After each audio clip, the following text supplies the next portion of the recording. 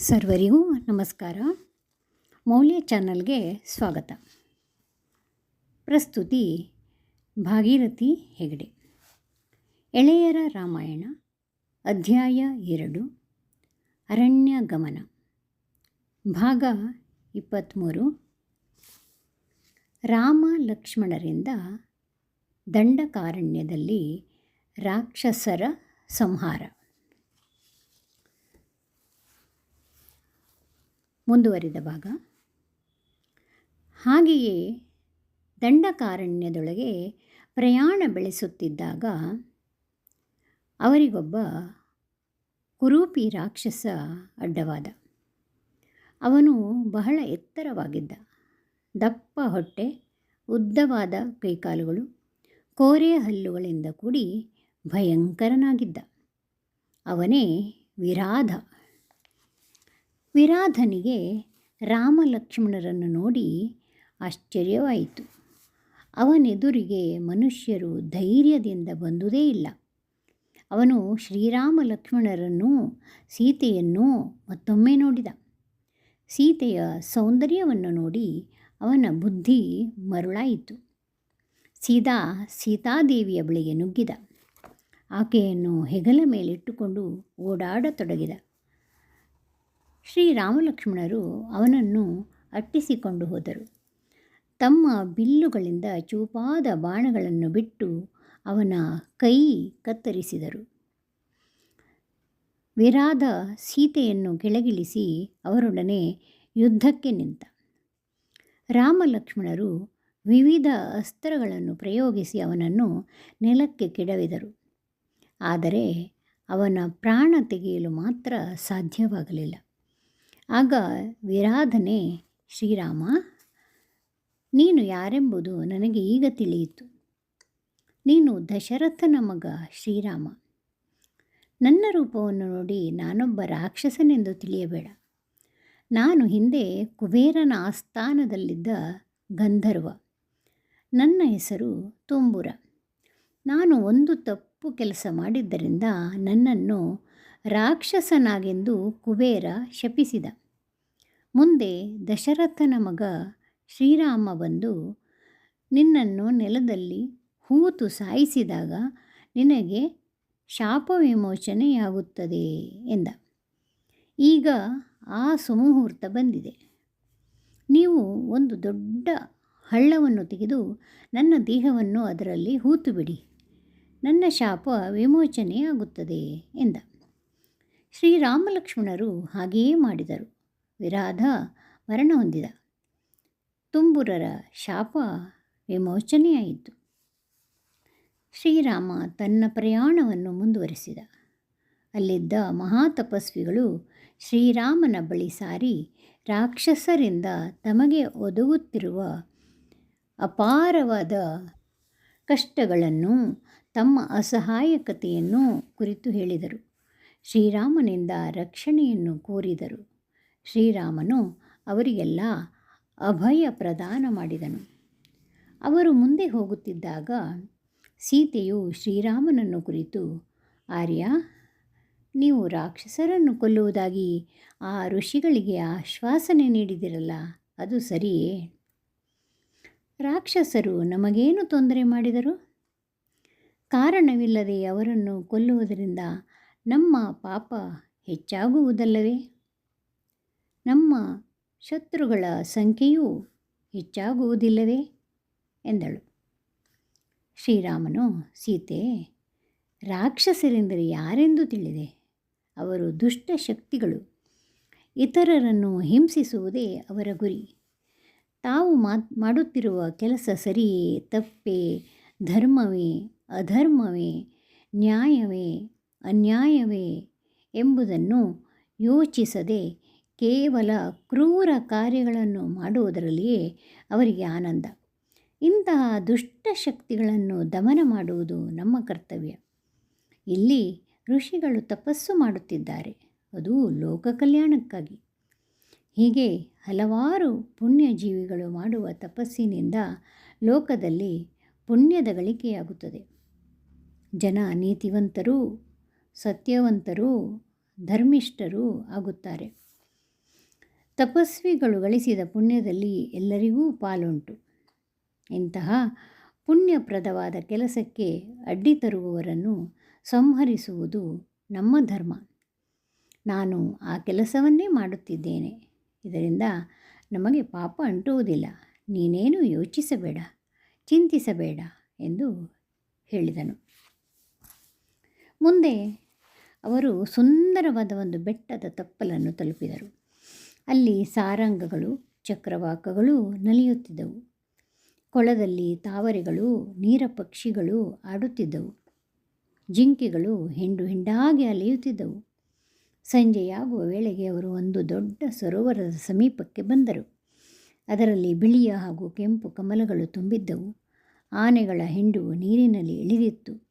ಸಾರಸ, ರಾಜಹಂಸ, ಜಲಹಂಸ ಮುಂತಾದ ಜಲಚರಗಳಿಂದ ಆ ಸರೋವರ ಸುಂದರವಾಗಿತ್ತು.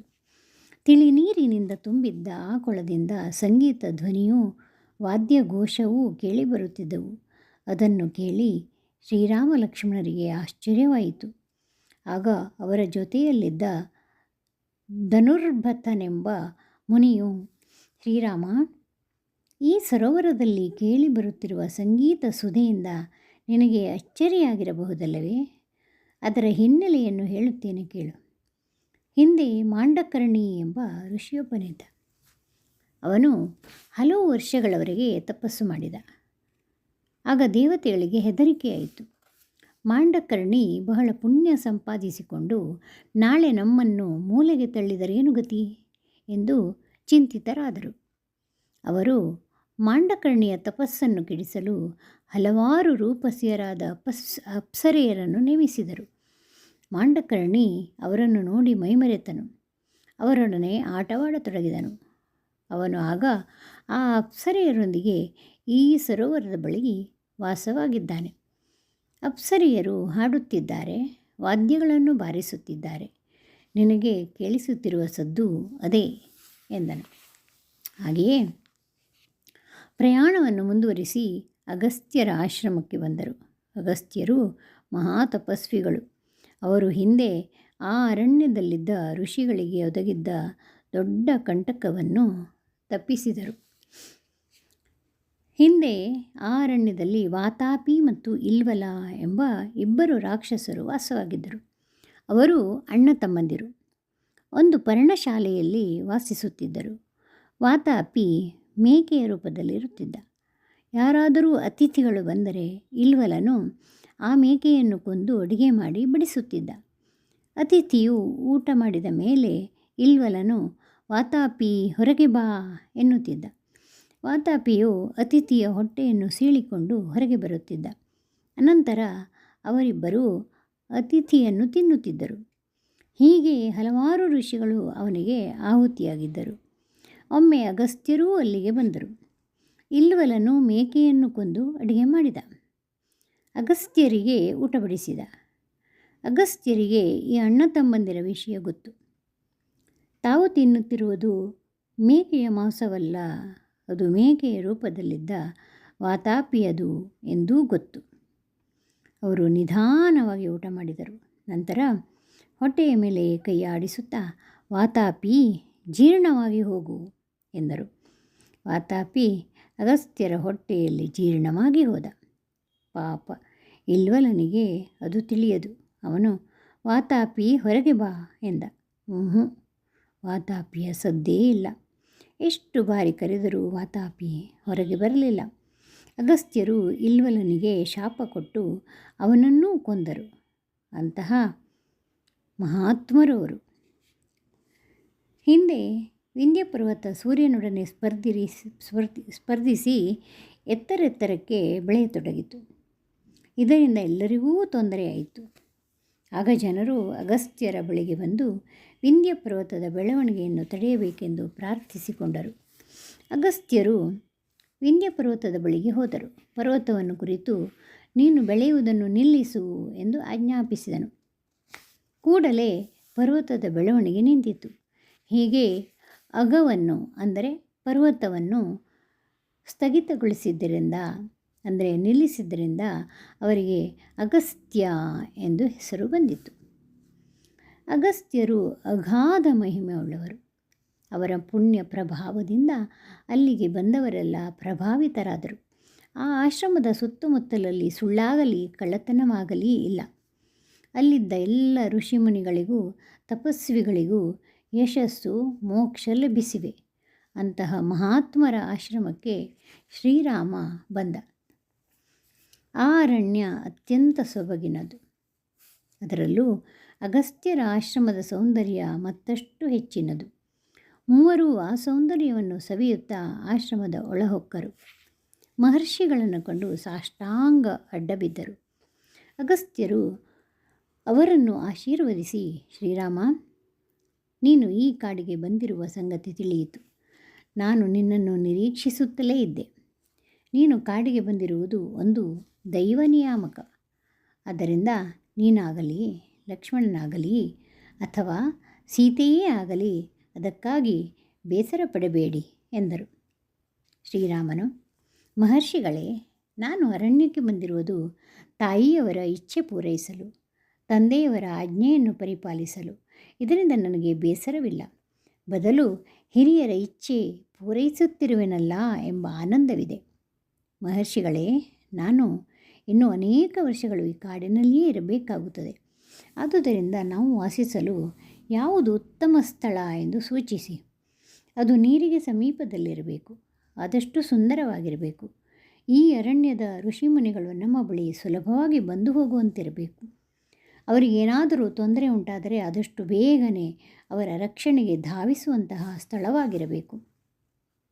ಅಂತಹ ಸ್ಥಳವನ್ನು ದಯವಿಟ್ಟು ತೋರಿಸಿ ಎಂದನು. ಅಗಸ್ತ್ಯರು, ಶ್ರೀರಾಮ, ಇಲ್ಲಿಗೆ ಸಮೀಪದಲ್ಲಿ ಪಂಚವಟಿ ಎಂಬ ಪ್ರದೇಶವಿದೆ. ಅಲ್ಲಿ ವಿವಿಧ ಹಣ್ಣುಗಳ ತೋಟಗಳಿವೆ. ತಿಳಿ ನೀರನ್ನು ಹೊಂದಿದ ಸರೋವರವಿದೆ. ಆದ್ದರಿಂದ ನೀನು ಅಲ್ಲಿಗೆ ಹೋಗುವುದು ಉಚಿತ. ಅದಕ್ಕೆ ಮುಂಚೆ ನಾನು ನಿನಗೆ ಕೆಲವು ಅಸ್ತ್ರಗಳನ್ನು ಕೊಡುತ್ತೇನೆ, ಅದನ್ನು ತೆಗೆದುಕೋ ಎಂದು 2 ಬತ್ತಳಿಕೆಗಳನ್ನು, ರತ್ನ ಖಚಿತವಾದ ಚಾಪವನ್ನು, ಚಿನ್ನದ ಹಿಡಿಯುಳ್ಳ ಖಡ್ಗವನ್ನು, ಅಮೋಘಾಸ್ತ್ರವನ್ನು ಕೊಟ್ಟರು.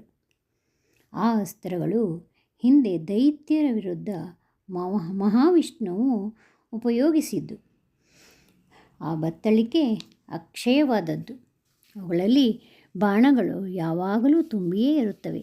ಎಲ್ಲ ದಿವ್ಯಾಸ್ತ್ರಗಳನ್ನು ಅಗಸ್ತ್ಯರು ಶ್ರೀರಾಮನಿಗೆ ಅನುಗ್ರಹಿಸಿದರು. ಶ್ರೀರಾಮ ಅದನ್ನೆಲ್ಲ ಅತ್ಯಂತ ಭಕ್ತಿಯಿಂದ ಸ್ವೀಕರಿಸಿದ. ಕೃತಜ್ಞತೆಯಿಂದ ಅವನ ಹೃದಯ ತುಂಬಿ ಬಂತು. ಅಗಸ್ತ್ಯರಿಗೆ ಧನ್ಯವಾದಗಳನ್ನು ಅರ್ಪಿಸಿ ಮತ್ತೊಮ್ಮೆ ನಮಸ್ಕರಿಸಿದ. ಲಕ್ಷ್ಮಣ ಸೀತೆಯರೊಡಗೂಡಿ ಪಂಚವಟಿಯ ಕಡೆ ಪ್ರಯಾಣ ಬೆಳೆಸಿದ.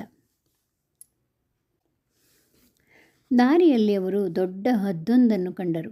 ಅದು ಆಲದ ಮರದ ಮೇಲೆ ಕುಳಿತಿತ್ತು. ಶ್ರೀರಾಮನು ಯಾರೋ ರಾಕ್ಷಸರು ಆವೇಶದಲ್ಲಿರಬೇಕೆಂದು ಊಹಿಸಿ, ಎಲೈ, ನೀನು ಯಾರು ಎಂದು ಪ್ರಶ್ನಿಸಿದ. ಆ ಪಕ್ಷಿಯು, ಮಗು ಶ್ರೀರಾಮ, ನಾನು ನಿಮ್ಮ ತಂದೆ ದಶರಥನ ಗೆಳೆಯ ಎಂದನು.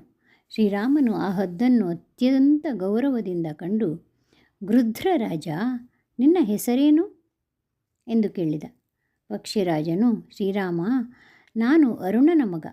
ನನ್ನ ಹೆಸರು ಜಟಾಯು. ನನಗೆ ಅಣ್ಣನೊಬ್ಬನಿದ್ದಾನೆ. ಅವನ ಹೆಸರು ಸಂಪಾತಿ. ಅವನು ದಕ್ಷಿಣದ ಸಮುದ್ರ ತೀರದಲ್ಲಿದ್ದಾನೆ.